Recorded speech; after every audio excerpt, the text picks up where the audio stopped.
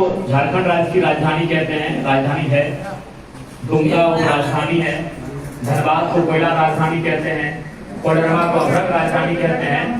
तो हमें लगता है कि अगर हजारीबाग को हम लोग शैक्षणिक राजधानी कहें तो कोई बुराई नहीं होती। हजारीबाग को हम लोग शैक्षणिक राजधानी इसलिए कहते हैं कि मैं तोपचांची से संबंध रखता हूँ। यहाँ से तोपचांची लगभग 105 किलोमीटर है। और मुझे याद है, क्योंकि अभी थोड़ा सा समय बदला, लेकिन आज से 20, 25, 30 साल पहले तोपचांची, राजगंज, इसरी, डुंगरी, नावाडी इत्यादि जो वहाँ के छात्र हुआ करते थे, जब वो 12वीं की परीक्षा पास करते थे, 10वीं की परीक्षा पास करते थे, तो नो डाउट उनको ऐसा लगता था कि गांव का जो माहौल है, हम लोग देहात में रहते हैं और घर में जो सुविधाएं हैं वो पर्याप्त नहीं है हमारे लिए। तब वो लॉज के लिए, शहरों के लिए कहीं ना कहीं अपना एजुकेशन को बाहर लेकर जाते हैं। और ऐसे में सबसे पहला चयन अगर कोई छात्र करता है तो हजारीबाग का करता है, क्योंकि कहीं ना कहीं बाकी जो हमारे क्षेत्र हैं, चाहे रांची रहे, धनबाद रहे, जमशेदपुर रहे, हजारीबाग में जो शिक्षा की व्यवस्था है थोड़ी सी सरल है, सुलभ है। और हमें लगता है जो शैक्षणिक संस्थानों में जो मूल्य लिया जाता है, शुल्क लिया जाता है, वो भी बाकियों की तुलना में थोड़ा सुलभ है। तो इसलिए हम अपेक्षा करते हैं कि आज जो भी कोचिंग के संस्थान के हमारे ओनर, हमारे प्रमोद दा, उनके नेतृत्व की जितनी भी टीम है, कि विद्यार्थियों को एक सुलभ शुल्क के साथ आप बेहतर तरीके से पढ़ाएं। क्योंकि आज जो विद्यार्थी इन बेंचों में बैठे हैं, हम आशा करते हैं यही विद्यार्थी वीडियो सीओ बन के उन सरकारी दफ्तरों की कुर्सियों में बैठेंगे और इस राज्य को संभालेंगे। आज जो विद्यार्थी यहाँ पर बैठे हैं, इस कमरे में बैठे हैं, इस कमरे की ताप को सह रहे हैं, आशा करते हैं यही विद्यार्थी जब आगे चलकर जाएंगे तो झारखंड राज्य के ताप को सहेंगे और बकायदा झारखंड राज्य को खूबसूरत बनाने के लिए मेहनत भी करेंगे। और मैं आप तमाम छात्रों से आग्रह करना चाहूंगा, क्योंकि मैं भी एक छात्र, ऐसा नहीं कि हम लोग छात्र जीवन को पार किए हैं। अभी मेरा पीएचडी चल ही रहा है, दो बार का सबमिशन हुआ है, अभी और 2-3 बार सबमिशन होगा मेरा। तो मैं भी एक स्कॉलर हूँ। पीएचडी मेरी विनोद बिहारी महतो विश्वविद्यालय से। एक्चुअली में परीक्षा मैंने यहीं से पास किया था। 2017 में डॉक्टर एलिजिबिलिटी एंट्रांस टेस्ट मैंने विनोबा यूनिवर्सिटी से ही पास किया था। लेकिन फिर जब नया यूनिवर्सिटी आया तो हम लोग को कहा कि नहीं, आप लोग एडमिशन यहाँ कर सकते हैं। मैंने पीएचडी का एंट्रांस टेस्ट यहीं से पास किया था। तो मैं भी अभी छात्र हूँ और छात्र के जीवन में क्या समस्या आती है, उनके परिवार, क्योंकि जो भी हम लोग छात्र हैं मैक्सिमम मिडिल क्लास फैमिली से होते हैं और हमारे स्टैंड होने से हमारा परिवार डिपेंड करता है। अगर हम जरा सा माइनस हो जाते हैं तो हमारा परिवार 10 साल के लिए, 15 साल के लिए माइनस हो जाता है। हमारा परिवार पीछे चल जाता है, इस बात को आप मानिए।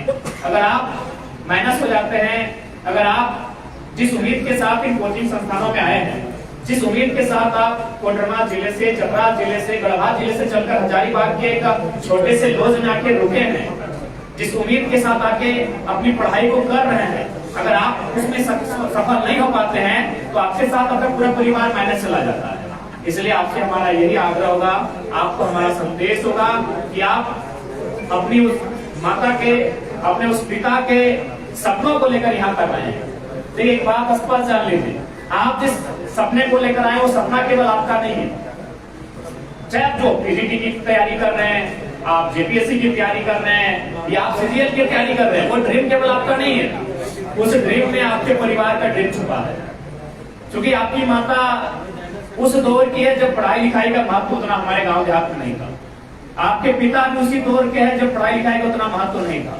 तो शायद महत्व भी उतना नहीं था, लोग समझ भी नहीं पाते थे और संसाधन और सुविधा भी नहीं थी।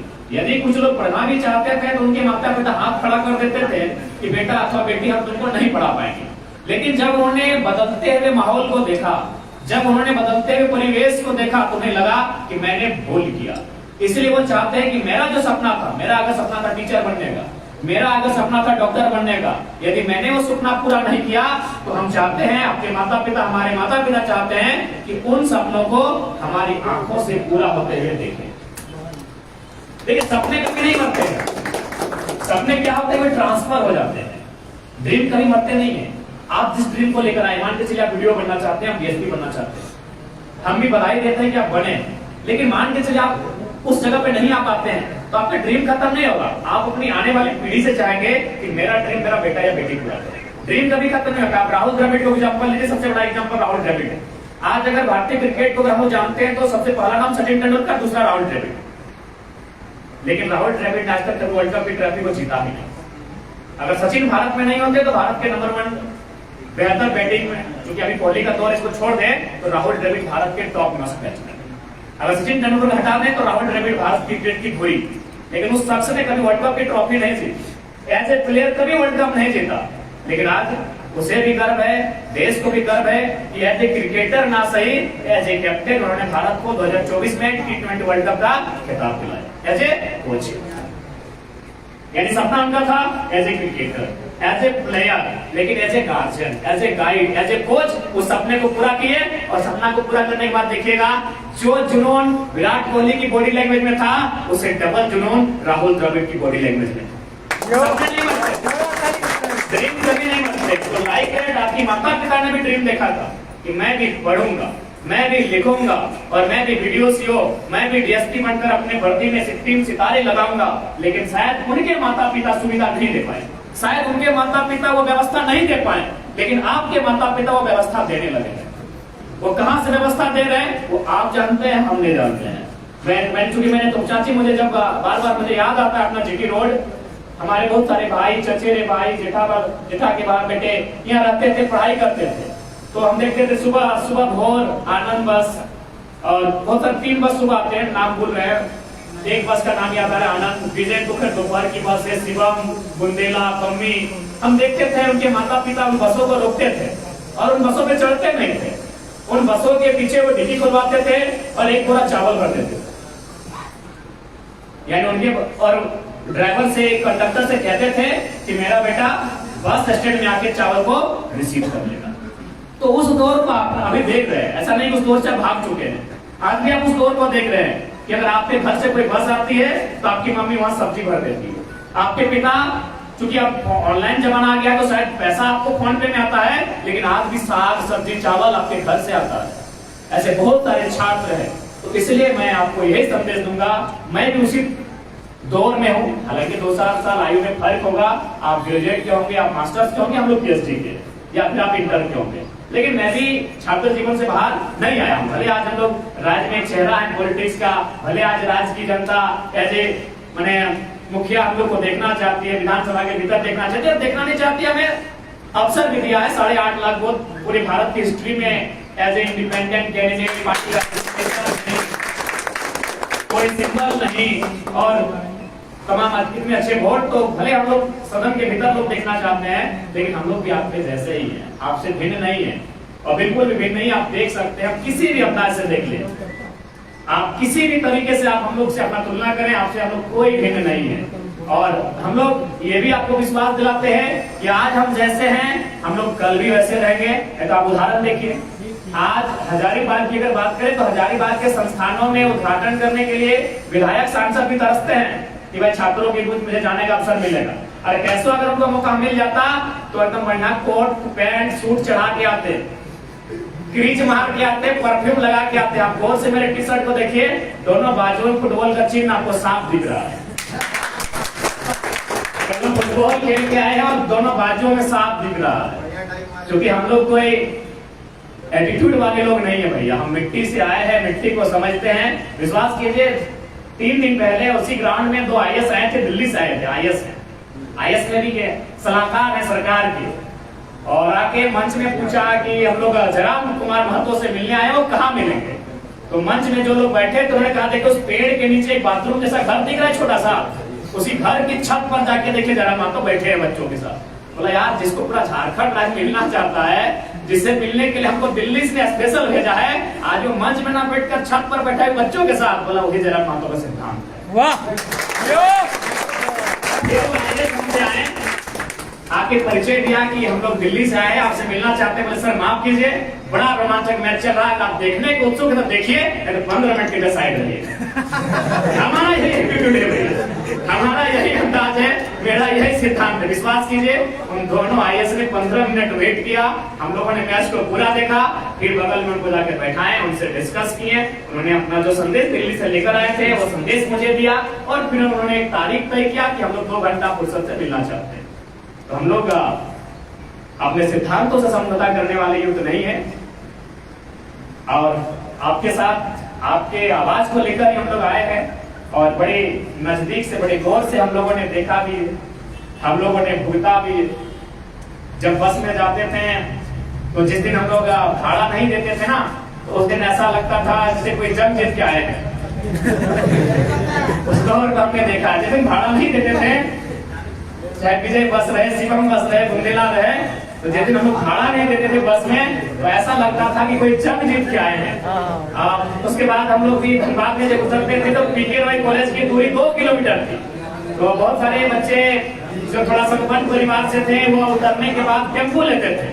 हम लोग वहाँ से पैदल चल जाते थे, लगभग 2 किलोमीटर है, और शहर में पैदल चलना थोड़ा ठीक नहीं लगता है, तो हम लोग 2 किलोमीटर शॉर्टकट रास्ता लेके धनबाद स्टैंड में उतर के पीके रॉय मेमोरियल कॉलेज पैदल जाते थे।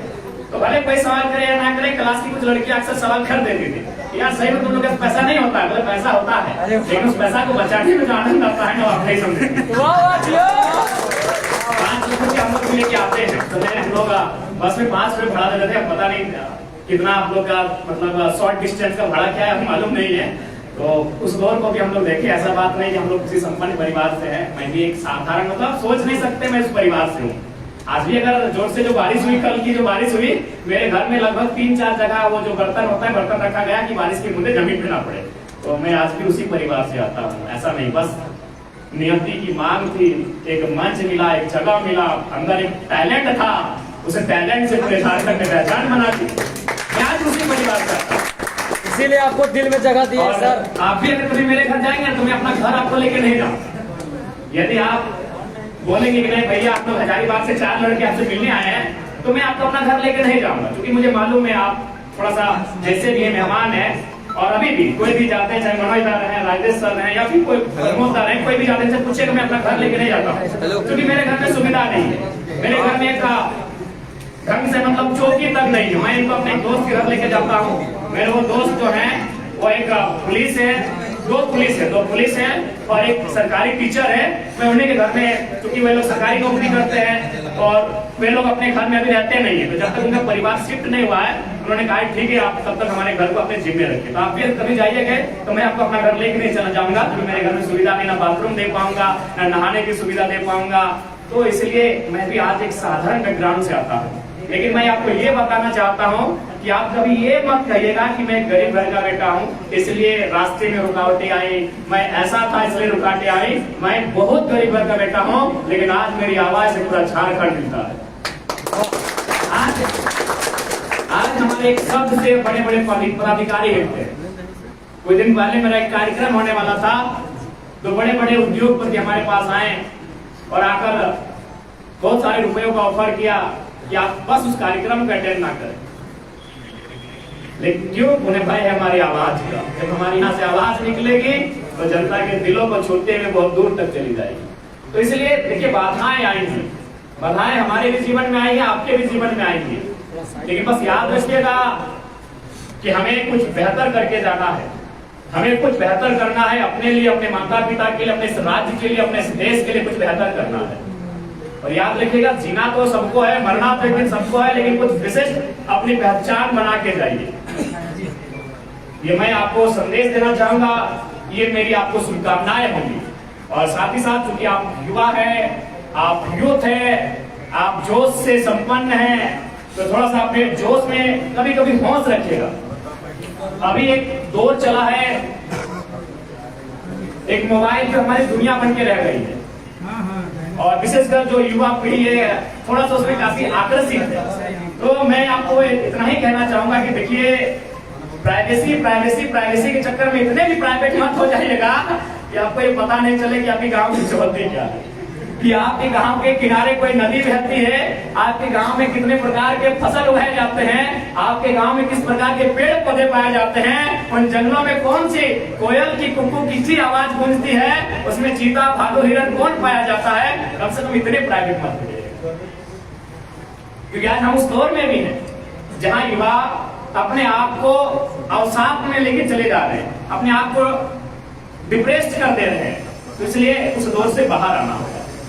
वो दुनिया ही नहीं है, हमारी दुनिया एक खुला खेल का मैदान भी है, हमारी दुनिया एक शांत लाइब्रेरी भी है, हमारी दुनिया अपने दोस्तों के साथ एक फुटबॉल का खेल भी है, हमारी दुनिया अपने दोस्तों के साथ एक टूर भी है, हमारी दुनिया हमारे दोस्तों के साथ एक सिनेमा भी है।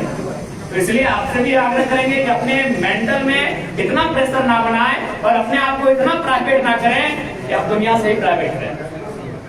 क्योंकि हमें लगता है कि आज के युवाओं को थोड़ा सा इस मोबाइल की दुनिया से, इस इंटरनेट की दुनिया से फुर्सत निकालना चाहिए, उन्हें खेल के मैदान तक आना चाहिए, उन्हें शांत लाइब्रेरी में जाकर कुछ किताबों का अध्ययन करना चाहिए, उन्हें अपने दोस्तों से गुफ्तगू होना चाहिए।